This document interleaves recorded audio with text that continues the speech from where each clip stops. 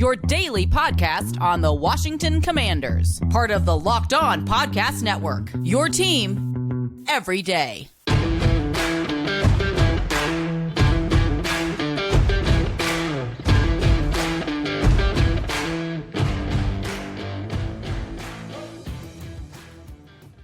Welcome into this crossover Thursday Locked On Bears, Locked On Commanders podcast here on the Locked On Podcast Network.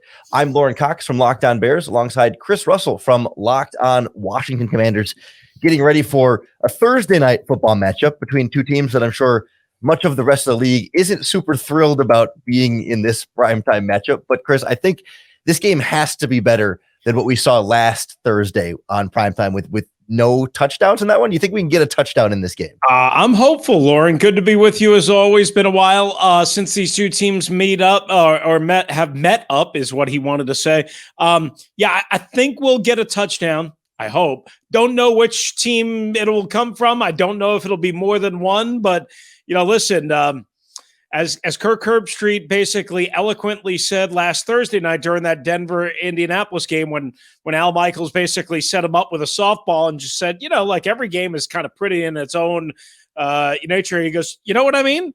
And Herbstreit was like, nope. and I mean, like there's so many adages we could use about, putting lipstick on a pig and all that stuff, right? That probably summarizes, quite honestly, at least the feeling going in from a Washington perspective, I can tell you, and I don't know exactly from a Chicago perspective. At least you've got the young quarterback, who has struggled, but seemingly maybe is making a little bit of progress in year two. Around here, Lauren, it's more of the same. Yeah, what has been more of the same? What does that look like? What's sort of the big storyline for Washington? I know 4 losses in a row, but how have they gotten to this point? Yeah, well, so you win one to start out, and the offense looks really good at the beginning and the end of the game, and sandwiched in around a bunch of nothing, a bunch of terrible play in that same game, right? Which kind of summarizes to me everything that Carson Wentz's career has turned out to be. There's a lot of highs, and then there's a lot of lows, and then there's a lot of stuff in between that isn't really pretty, right? And of course, everybody wants more highs and nobody expects perfection, but he's a huge part of the reason, as most quarterbacks are, why they're 1-4. Now, that being said, again, there have been some great highs. There have been some moments where everything you want Carson Wentz to be, he's been. But there's been far too many of the low lows and a lot of mediocre to bad, even if it's not at its lowest. He's one interception shy. If he throws an interception on Thursday night, Lauren, that ties his mark for all of last year in 17 games with the Colts, with the Commanders, and this is game number 6, right? Because they're 1-4, right? Game number 6. So one interception on Thursday night ties that mark from all of last year, all 17 games he played in Indy. So that should kind of give you a little bit of an indication. And then everything else, quite honestly, has been mishmash, right? The offensive line has been terrible for the most part. The running game's been up and down. The defense has been much better of late, not perfect, much better of late. The special teams are kind of sloppy and disjointed. So big picture, and that's just the on-field product. The coaching and the game planning and the strategy and the front office is heavily under fire, as you could imagine, here in Washington. Yeah, we all heard the quotes, I think, from Ron Rivera that were seemingly a little bit out of context, that what separates your team from the rest, the quarterback position. And I know he went on to sort of talk about building around the quarterback and having the supporting cast for the quarterback, and that it wasn't clearly the shot at Carson Wentz solely that I think the out of context quote had it be. But that's really, I think, the storyline for the Bears coming into this game too, right? It is the quarterback. And despite the 2-3 record and the loss last week, or back-to-back losses for this Bears team, they're coming into Thursday feeling about as hopeful as Bears fans have, because that performance against the Vikings represented some of the most consistent play we've seen from Justin Fields, and represented the type of growth that Bears fans have been looking for from Justin Fields up to this point in his career, despite some of the same things Wentz is dealing with in terms of a lack of a supporting cast. I mean, Wentz certainly has better receivers that he's working with there, but I know they've had some offensive line troubles, and that has been a contributing factor. The Bears certainly don't have a lot to help their quarterback be in the best position to be successful. And yet last week, especially in that second half, he goes 12 of 13 for 135 yards in that half and a touchdown, and really looked the most comfortable, the most in rhythm, had decent pass protection, receivers made some plays, and it was like, okay, this is a little bit of that proof of concept. Like, this is what someday it's supposed to look like more consistently. Not that the Bears are expecting it to be like that every single week, and that this team is not going to start winning a bunch of games and all of a sudden go on some deep playoff run or anything like that. But okay, it's sort of reminding you that, yes, there is still something here. There is still something to be unlocked. And now everyone's waiting to see, do they continue it against the Commanders in this game? Or was it just something about the Vikings matchup that worked well? And can the Commanders then come back and maybe, blitz a little bit more, or be more aggressive, or do different things to disrupt Justin Fields and disrupt some of that growth along the way in this process? So I think, yeah, and I think that's great points based on what I've seen so far. And with the short week, of course, everybody's crunched for the ability to really, advance scout or advance look. But I did see a more confident Justin Fields than I've seen. I mean, I saw well, here's my question to you. How much did David Montgomery being back and the ability to not only run, which we saw for the touchdown and what have you, but also the ability to screen, how much did that help, do you think, settle Justin Fields down as they were trying to make that comeback and ultimately, get back in that game in Minnesota?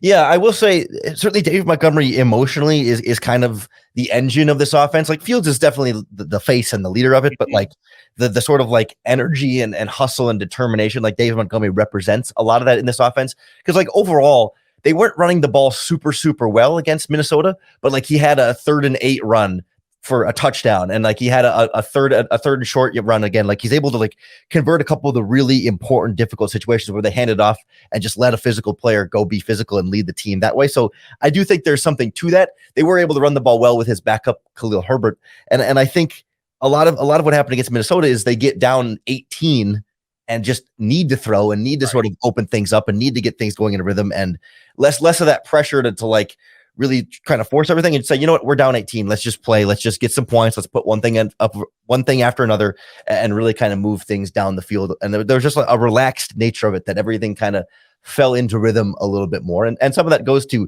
getting the ball to Dave Montgomery in the passing game, in the screens, like you said, and also some of those key hard runs where it's just they need a play and he's able to step up and make it and give that offense a little more confidence in itself. And I'll just add this real quick on Montgomery and the screen game specifically. Washington has been pretty good at stuff in the run the last 3 weeks. Even though Derrick Henry got just over 100 yards, they limited him to like 3.6 yards per carry or whatever it was.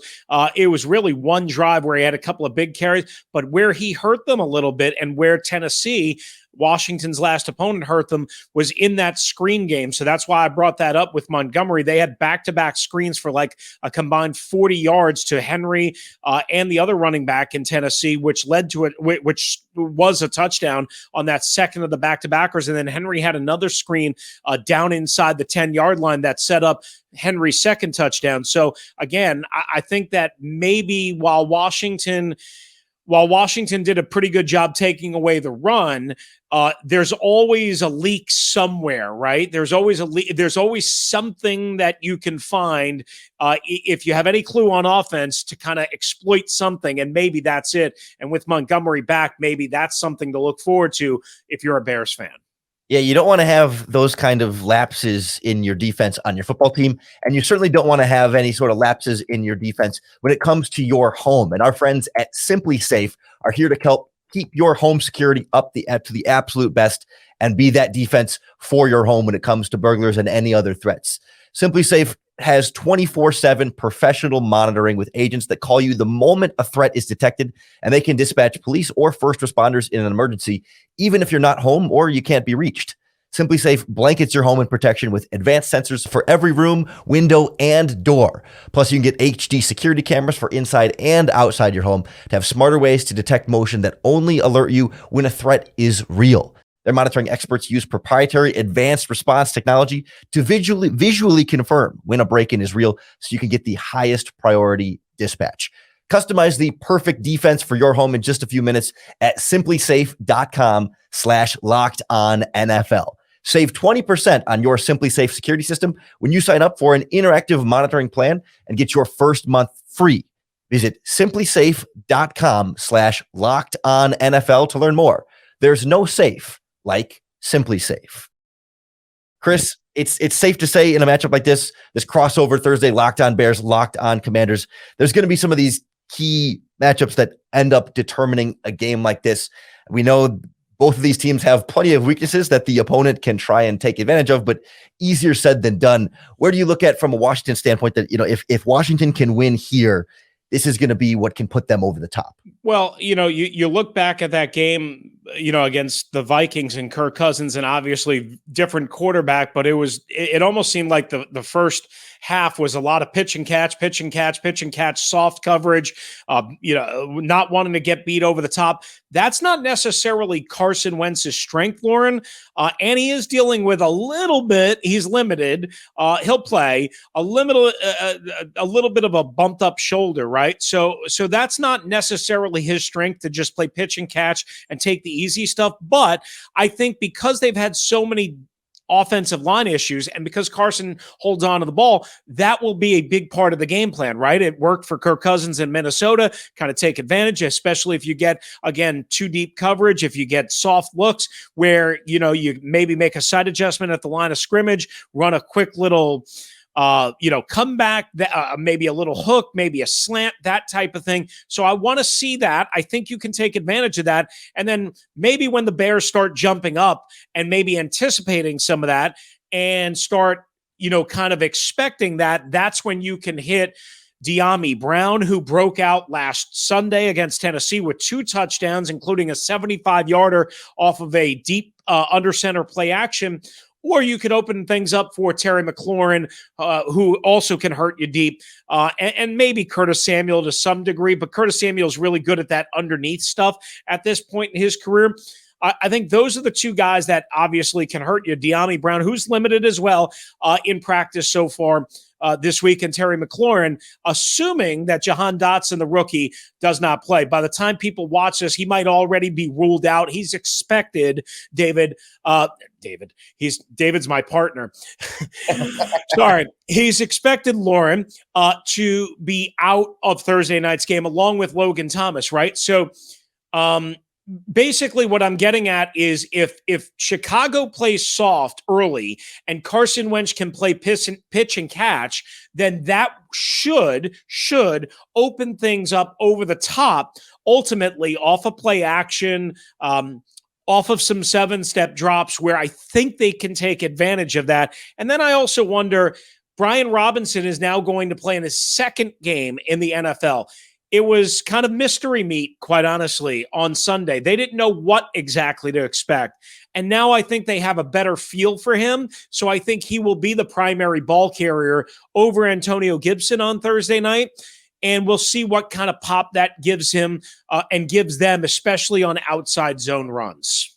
Yeah, I think you bring up a good point, especially with the receivers there, that this Bears secondary has been, especially the cornerback position, has been among the more vulnerable spots across this team, in large part because the leader of Jalen Johnson has been out the last 2 games. Now, full disclosure, we're recording this Crossover Thursday podcast a little bit earlier in the week because it's such a tight, condensed week. Right. So we're not seeing the final injury reports, depending on when you're listening to this. But the Bears have said they generally expect Jalen Johnson to probably make his return to this game, which then bumps everybody else down the depth chart another notch, which should help a little bit, but still, Kindle Wilder on the opposite side has taken some steps forward this season, and it's left the rookie Kyler Gordon, the 2nd-round pick in the slot, as kind of the weak link there that other teams have attacked more often than not. Now, with Johnson out, they were going after Johnson's replacement a little bit more, but it's been a bumpy start for a guy like Gordon. And so when you have a trio over there like McLaurin, and if Dotson's able to go, and of course Curtis Samuel, now you mentioned De'Ami Brown also getting in there, like that's not a bad set of receivers in terms of being able to be a productive group there for Carson Wentz, and they can find some plus matchups in there one-on-one. It's been a big matter of whether or not the Chicago Bears pass rush has been able to get home. And last week they struggled with a lot of that against Carson Wentz in the first half. Seemed like they got a little more aggressive with some stunts, some blitzes, some twists in the second half. Not a lot of blitzing. It's not a heavy blitz defense by any means, but there were a couple times they would bring pass rushers from slightly different areas and got Kirk Cousins a little less comfortable. And I imagine they'll look to do something similar against Carson Wentz to try and disrupt some things on that side. And I'm curious really to see how the Commanders take that approach with Justin Fields, because the Vikings really laid off him and just did 4-man rushes. And that was why he was able to look the most comfortable in the pocket, I think, than we've seen him maybe in his whole career, certainly this season so far. And it was a stark contrast to 2 weeks ago against the Giants when that Wink Martindale defense blitzed him over and over and over again, and he was constantly on the run and constantly on the move. And it seems to me when I look at this Commanders defense that some of that strength is on that defensive line with a couple of great guys on the interior in Allen and Payne, and then of course on the edge with Montez Sweat. And I'm particularly worried about Jonathan Allen versus the Bears left guard Lucas Patrick. That interior has been weaker, I think, than the exterior of the Bears offensive line, and if that pressure's up in Justin Fields' face, it's a little bit harder for him to be as dynamic of an athlete if he has to sort of go down and around the pocket and turn around. It can really disrupt the timing of this Bears offense. Right. Yeah, no, absolutely. That's, a key matchup, clearly. And you're right about Jonathan Allen. He's really, really good. Even if the sack numbers don't always automatically tell you that. He lit up Ryan Tannehill on a third down on the first series of last Sunday's loss for Washington. And, he's so good, so explosive. Daron Payne is in a contract year, having a tremendous year. You mentioned Montez Sweat. He broke out. He had a bunch of pressures and hurries, but he hadn't had a sack until Sunday. Had 2, should have had 3. So that is certainly an area where if the Commanders are going to win this game, of course, that's where it's going to come from. The question for me is, will they blitz Justin Fields a lot, like you mentioned, what Wink Martindale and the Giants did a couple of weeks ago? Now, that's Wink's style anyway. I don't know if he did that specifically for Justin Fields. I think you are what you are, right? Jack Del Rio doesn't like to blitz a lot. He did blitz, I think it was 7th most last year in the NFL over the course of the year, Lauren. Because they lost Chase Young and Montez Sweat, they had to generate more pressure in the second half of the season, but that also is what helped them go on a 4-game winning streak. So I think what he's going to do is play, of course, more cover 3, more conservative defense, try and rush 4, get home with 4. He'll occasionally blitz Jamin Davis, the former first-round pick linebacker who's been a little up and down and all over the place. He'll occasionally blitz Cole Holcomb, their Mike linebacker. They play a lot with just 2 linebackers on the field, sometimes just 1. They'll blitz those guys occasionally, but they won't send the house. They won't send a lot of corners and safeties, I don't think, at Justin Fields, unless Fields is carving them up. And that brings us to the fact that he can carve them up because this defense gives up huge, enormous plays and chunks of yardage. And look, I know Pettis had a drop early in the game last week and maybe another one, that was called a drop. I didn't think it was a drop. St. Brown, obviously, the other St. Brown killed this Washington defense. Maybe his brother can certainly get after it. Again, Montgomery in the screen game, all of that. I think opportunities are going to be there. This secondary for Washington, again, has given up huge chunks of yardage, huge plays, including a 62-yarder against Bobby McCain, their free safety, last week to a very pedestrian offense. So the Bears are going to have opportunities in this game. Whether they connect on them, that's a whole different story. Oh, and one last thing, Washington doesn't generate any turnovers. Lauren, I'll give you another one. They haven't generated a turnover on defense since the end of week 1. No turnovers, none. 4 straight games with no takeaways, and the one that they have, quite honestly, was fortunate. I'll just label it at that. First of all, it should have been wiped out because of a roughing the passer, and secondly, it was just a desperate heave by Trevor Lawrence. Otherwise, they would have 0 turnovers or takeaways, I should say. Yeah. Well, those opportunities are it'll be interesting to see how these teams are able to take advantage of the opportunities that are presented for them. And I think it's a great way to kind of test that yourselves with our friends at Prize Picks, the better way to do daily fantasy football, because you're not competing against other players. It's you versus the projections available. You pick 2 to 5 players, and if they'll score more or less than their Prize Picks projection, and you can win up to 10 times your money on any entry. Right now, their projections are Terry McLaurin at 58.5 receiving yards, Darnell Mooney at 43.5, Carson Wentz at 227 passing yards, Justin Fields at only 165. So the projections are going to be low passing all around, and that's where you can win your money with our friends at Prize Picks, not just for Bears Commanders, but any of your sporting events, baseball playoffs, upcoming basketball season, hockey, golf, college sports, you name it. Entries can be made in 60 seconds or less. And when you're ready to withdraw, it's safe, fast, and easy. Download the Prize Picks app or go to prizepicks.com to sign up and play daily fantasy sports. First-time users can receive a 100% instant deposit match up to $100 with our promo code Locked On. If you deposit $100, Prize Picks will give you $100. If you deposit $50, Prize Picks will give you $50. Don't forget to enter promo code Locked On at sign up for an instant deposit match up to $100. Our crossover Thursday Locked On Bears, Locked On Commanders continues. Lauren Cox with Chris Russell. And it's time, Chris, to get into some predictions for these games. I think we both agree it's going to be not necessarily pretty football. And I think those Prize Picks projections tell you they're not necessarily expecting big time yardage and big time offense. So where do you fall on how this game plays out? Well, I do think it'll be a lower scoring game, right? Let's start there. Where exactly? I mean, it's hard to tell because, again, it depends on takeaways, field position, all that. Here's what I know. Again, mention that the Washington defense does not generate a lot of takeaways. Mention that their special teams are very spotty. Carson Wentz is, again, up, down. He's certainly capable of lighting up the Chicago sky at Soldier Field on Thursday night. He's also capable of throwing 3 interceptions, quite honestly, and a couple of fumbles and a couple of intentional grounding. That's another thing that he does a lot. Intentional groundings, 3 already this year, and has I think it's 7 fumbles and maybe only 1 lost. He's recovered a bunch of fumbles of his own. Some center has been terrible. So, Lauren, I don't expect on the Washington end a prolific scoring output by any stretch of the imagination, even though what you said about the Bears pass rush and their secondary. I need to see them execute consistently, and they rarely do. A little bit here, not enough. So for me, I don't see Washington topping 20 in this game. That might be enough to get them the win. That might be enough, but until I see it, I can't put it in my mind that Washington's just going to stroll in on a short week, beat up, and lacking a lot of confidence. You mentioned the controversy between Ron Rivera and Carson Wentz. I mean, I don't know how that's going to affect, but maybe Wentz struggles for accuracy because his shoulder is not feeling right. I see Washington under 20 in this game. Yeah, I just pulled up our friends at Bet Online. They have the spread for this one as a pick 'em, just straight up pick 'em. Right.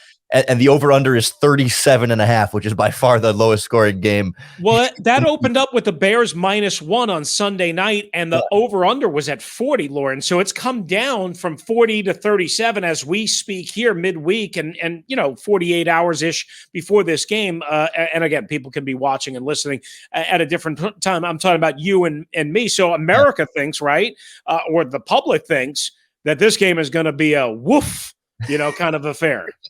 Yeah, I'm expecting a lot of field goals like last Thursday, but I'm praying for at least a touchdown on each side, just to give us something to watch for. Right. Yeah, I'm with you that I certainly don't see the Bears coming in here and just blowing out the Commanders by any means. Like there's neither of these teams is going to come in and go up 28-0 or anything like that. I will say the Bears have been a second half team thoroughly this season. Every game in the first half, there have been these disaster feeling of nothing is going right and the team is going the completely wrong direction and is the worst team in the NFL. And then they've had a bunch of second halves where they look like you're like, oh, maybe this team could go on a run and go to the playoffs. And obviously the truth I think lies somewhere in the middle there. And so, I think it'll start out with the Commanders and Wentz maybe doing a few things early on. And you're like, okay, maybe they figured some things out this week. And then second half Bears kind of keep pressing and kind of wear them down on a short week. And ultimately climb back, and whether or not they're losing and have to make it a comeback or whether it's tied for a lot of the game. I think I'm going to go with a Bears victory here. And if I had to put a score on it, 20-17, something like that. It's not going to be a big gulf between these teams, but some 17-14, although I would say 4 touchdowns. So that might be tough. Maybe 16-13 where each team gets a 1, but then a bunch of field goals around it. I don't know. I actually had a question before I give my prediction. How's the Bears special teams looking, right? Because they have first-year special teams coordinator with them, Richard Hightower, right? Yes. So rookie punter has been very good for a rookie punter. Cairo Santos, the kicker, has been solid. He missed a game a week ago, and the replacement was really good. Return game has been okay. They had a bad muff against the Giants that cost them a comeback. But other than that, it's been pretty steady. Last week, they just did their first surprise onside kick and didn't get it. But overall, been tackling fairly well and haven't given up any kind of dangerous returns just yet. That's interesting because, Rich came over from San Francisco where he's with Kyle Shanahan, for a long time, and they struggled on special teams. And I worked with Rich for 4 years here in Washington, and he's one of the best people I, know in this industry. And he's a good coach. I was curious, from what I could see, it certainly looked like a decent operation so far. But I'm curious as to how that might be in effect, because Washington has had simply no return game. Their blocking is terrible, kick and punt return. And now Antonio Gibson might be the primary kick returner on Thursday night. So that's a little something to watch out for. But their blocking and scheming has been awful in that regard, no matter who has been the kick returner all the way back to the start of the preseason. And then on top of that, Tress Way struggled, who's normally a really good punter for them.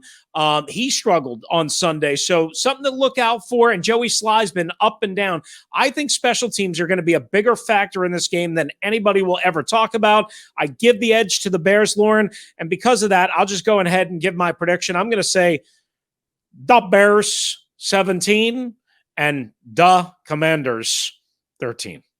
I didn't realize both kicker and punter for the Commanders, former Chicago Bears. They both got their start. They're both training camp, not heroes, but training camp names we remember from yesteryear. I remember when Tress Way signed with the then other name that I can't say on this show. I was in Tampa when he showed up, and I said, "Oh, you're the guy they just signed from the Bears." And you're right, Joey Sly too. Yeah. Yeah. Well, it's going to be, hopefully it's the most exciting 17-13 game we can get on a Thursday night. I know that's a low bar, but I know we're both just rooting for both teams to not add to their injury list and maybe some kind of game that's worth watching for a full. Give us something entertaining for our chili cheese dip or whatever dip and hors d'oeuvres you're going to have on the menu for Thursday night. Absolutely. I want to thank everyone for tuning into this crossover Thursday podcast and making either Locked On Commanders or Locked On Bears your first listen each and every day here on the Locked On Podcast Network. We are your team every day. If you're looking for your second listen, check out the other podcast. If you want more intel on your team's opponent this week, if you're a Commanders fan, check out Locked On Bears. If you're a Bears fan, check out Locked On Commanders and get everything you need to know about your team's opponent for this Thursday night matchup. And then come on back to both shows on Friday for our recaps on what happens on Thursday night. It's going to do it for Chris Russell from Locked On Commanders. I'm Lauren Cox from Locked On Bears, and we will talk to you tomorrow.